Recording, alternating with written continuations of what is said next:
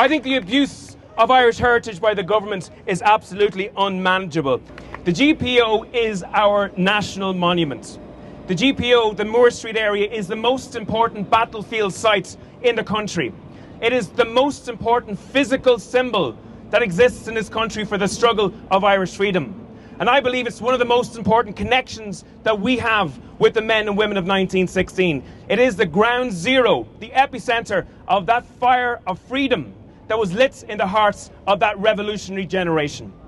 And the freedom that was forged in that particular building through literally blood, sweat and tears has given us the freedoms that we enjoy today. The democratic rights of the people of the 26 counties were won by the sacrifices that were made within this building. Real sacrifices. 485 people died either in this building or in the streets surrounding it during Easter week. For what died the sons of Roisin? For faceless men who for mark and dollar would betray her to the highest bidder.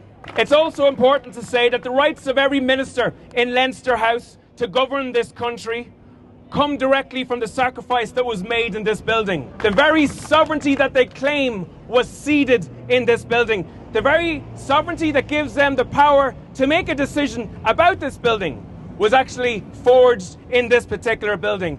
But why then are this government in such disregard, such disrespect and such disdain for the actions of the men and women who died in that building? Now, last week we heard of the government talking about a revamp of the GPO into a mixed-use development with shops and offices where Eamon Cant, Thomas Clarke, James Connolly, Sean McDermott, Thomas McDonough, Patrick Pearse and Joseph Plunkett executed for a mixed-use development of shops and offices. I think the abuse of Irish heritage by the government is absolutely unmanageable. But it's nothing new. This government will just look to wait for us to forget about it and look the other way. We will be holding public meetings across the country in relation to our heritage in general, and we will be building as much pressure as we can on Fianna Fáil and Fine Gael to remember the men and women of 1916 and the sacrifice that they made for us. Gur míle maith go bhfuil go léir.